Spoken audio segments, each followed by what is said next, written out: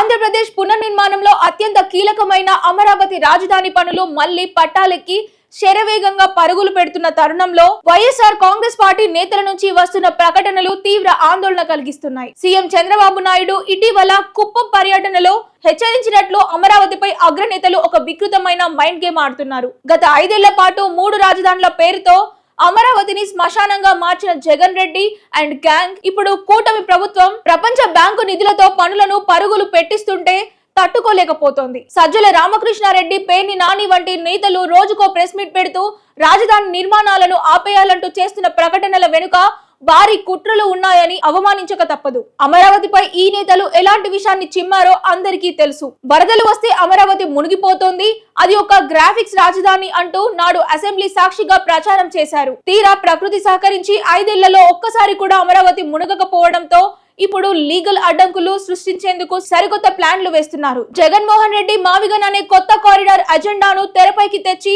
తాము అధికారంలోకి వస్తే అమరావతిని పక్కన పెడతామని ఇండైరెక్ట్ గా బెదిరించారు. అంతటితో ఆగకుండా ఇప్పుడే ఈ పనులను ఆపేయకపోతే భవిష్యత్తులో రాష్ట్రం అప్పుల పాలవుతుంది అంటూ పేర్ని నాని లాంటి వాళ్ళు మాట్లాడుతున్నారు. ఈ తీరు చూస్తుంటే ప్రభుత్వ నిర్మాణ సంస్థలను, ఇన్వెస్టర్లను భయభ్రాంతులకు గురి చేసి వెనక్కి పంపాలనే కుతంత్రం స్పష్టంగా కనిపిస్తోంది. Jagan Reddy mark factionism, YCP శ్రేణుల మనస్తత్వం తెలిసిన ఎవరైనా వాళ్ళు మాటలతోనే సరిపెడతారని ఎవరు అనుకోరు. చట్టబద్ధంగా అమరావతిని ఏమి చేయలేనప్పుడు క్షేత్రస్థాయిలో పనులు జరుగుతున్న చోట ఏవైనా గొడవలు సృష్టించడం, సాంకేతిక అడ్డంకులు కల్పించడం లేదా కోర్టులలో తప్పుడు పిటిషన్లు వేసి తేలు ఇచ్చే ప్రయత్నాలు చేయడం వంటి అండర్ గ్రౌండ్ కుట్రలు జరిగే అవకాశాలను పూర్తిగా తోసిపుచ్చలేం. గతంలో ప్రజావేదికలను కూల్చేసిన నైజం ఉన్న నాయకత్వం రాష్ట్ర భవిష్యత్తు కంటే తమ పొలిటికల్ ఈగోకే ప్రాధాన్యత ఇస్తారు. ప్రస్తుత కూటమి ప్రభుత్వం అమరావతి విషయంలో ఏ మాత్రం అజాగ్రత్తగా ఉండడానికి వీల్లేదు. రాజధాని ప్రాంతంలో భద్రతను, ఇంటెలిజెన్స్, నిఘాను ముమ్మరం చేయాల్సిన అవసరం ఎంతైనా ఉంది.